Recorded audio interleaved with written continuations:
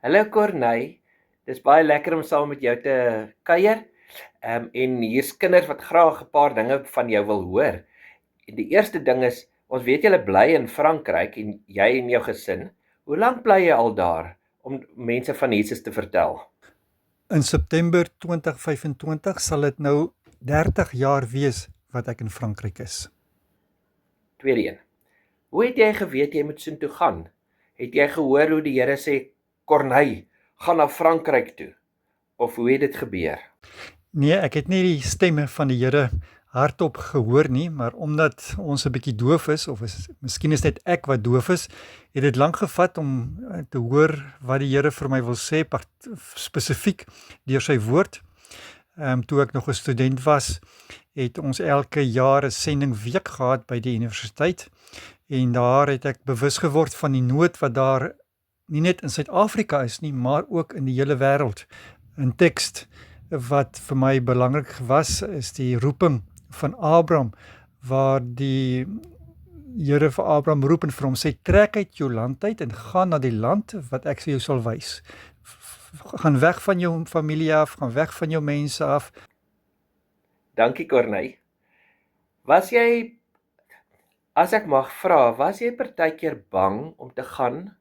Of miskien terwyl jy daar is en jy kom daar aan, was jy te bang geweest?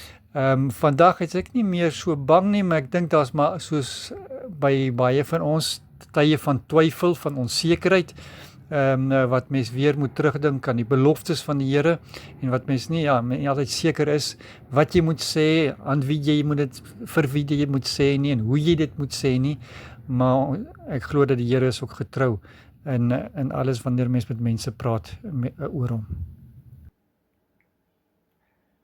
Dankie oom Corneille. Die laaste vraag wat ek wil vra. Was daar mense wat vir jou redes gegee het dat jy nie Frankryk toe moet gaan nie? Wat gesê, dis 'n slegte idee. Soos wat het hulle gesê?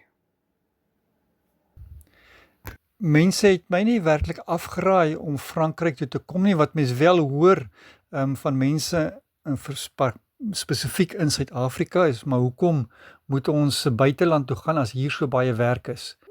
Handelinge 1 vers 8, en julle sal my getuies wees in Jerusalem, Judea, Samaria, tot aan die uithoeke van die wêreld, en dis gelyktydig.